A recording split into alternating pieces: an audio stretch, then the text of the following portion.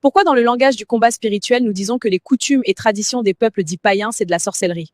Suivez. C'est tout simplement parce qu'aux origines des coutumes et traditions des peuples dits païens, nous avons les principautés déchues, comme Osiris en Égypte, Zeus en Grèce et tant d'autres. Je nous emmène près de 1996 ans après Adam, là où tout a commencé, à la tour de Babel. C'est ici que les hommes choisirent de se concentrer en un seul lieu pour monter vers les dieux, le ciel, en employant les voies des spiritualités interdites. Une technologie, un portail entre les mondes, ce qui leur permettrait d'atteindre le ciel, les dieux ou les principautés.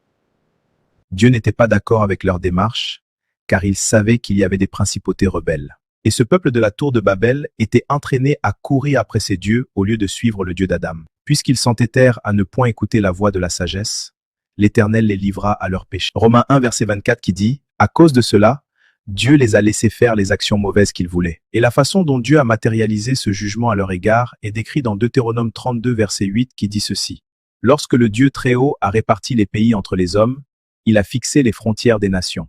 Il a placé chaque peuple sous l'autorité d'un être céleste, ou d'un dieu, ou encore d'une principauté. L'Éternel les a ainsi livrés à leurs péchés en leur donnant des dieux pour régner sur eux à partir du monde des esprits. Et ces dieux rebelles sont la racine de nos coutumes, peuple de la terre dits païens. Ces principautés sont ceux qui ont appris à nos ancêtres les lois de nos coutumes, la magie, la sorcellerie que l'on appelait sagesse dans nos cultures. Voilà pourquoi dans le combat spirituel nous disons que la coutume c'est la sorcellerie, c'est à cause de ses origines liées au Fils de Dieu déchu ou principauté.